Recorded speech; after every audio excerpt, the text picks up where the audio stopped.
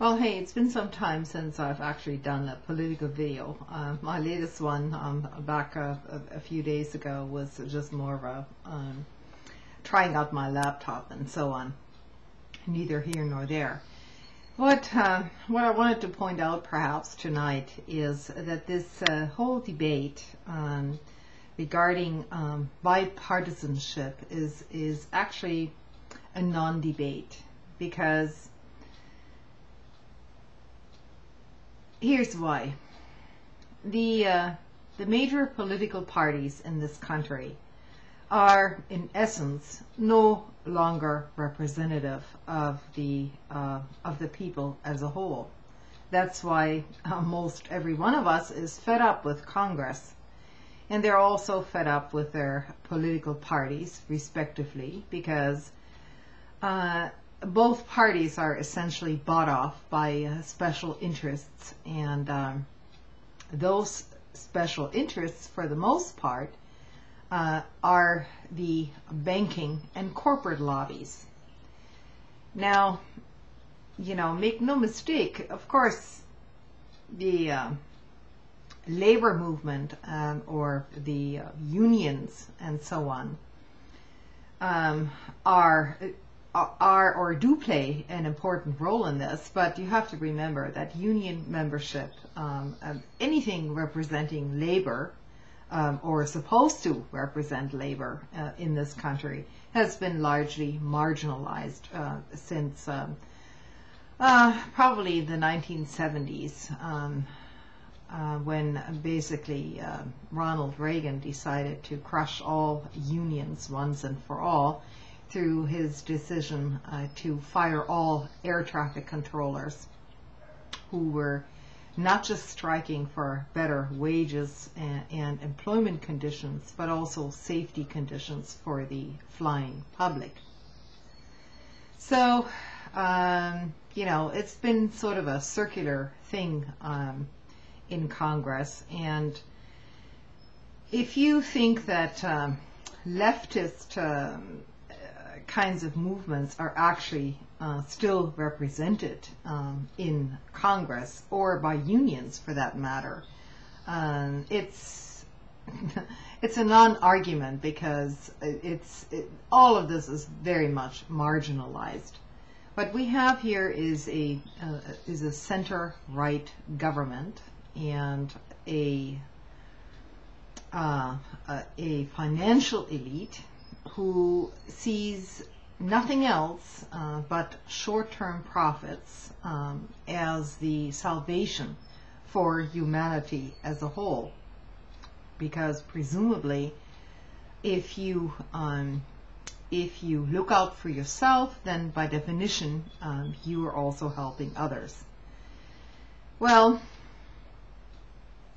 from a historical perspective, that hasn't always worked out so well. So this entire idea of American exceptionalism should be questioned by anyone with a brain left to start with. Our nation wasn't founded on entirely noble principles to begin with. Now, there were principles involved, but they weren't entirely noble, nor were their methods noble. And anyone who has read Howard Zinn's book, The People's History of the United States, and if you haven't read it, you probably should, knows otherwise. So, this said, amongst my subscribers on my channel here, we get into little arguments sometimes, and overall we're a pretty diverse bunch on here, and it goes without saying that we're going to disagree on some points or another, although perhaps the overall goals that we seek to bring about are essentially the same, namely, more equanimity, more regards towards other fellow human beings, other creatures, the preservation of the planet, not just for a few rich politicians and financial gurus, but also for the rest of us. So this is what unites us, and you know, it's not a dividing point, although, you know, the strategies that some of us have in mind can be or are sometimes divisive. What we all have to keep in mind, I think, is that the, you know, global elite will stop at nothing. The global financial elite, that is. And this spans, you know, across nations. This isn't just particular to America, Europe, or any place else. It's all historically, you know, these people, if they're not pushed against, they will always win. They will conquer and just basically destroy everything in their path. And so this is basically where our opposition comes in. Now, a completely disorganized opposition movement, of course, isn't going to do very much in terms of opposition unless it becomes global. And I think, you know, at this time and point, that's probably the way we should go. We can't just, you know, while I respect all this community focus on your own local community thing, that's a good thing, because you have to survive somehow if things turn to shit. On the other hand, we should also, you know, globalize with, so to speak, with other local communities, you know, across the oceans, across the spectrum, just like the financial elite is doing now. And they are, believe me, they are much more powerful than us little specks on the vast surface of the planet.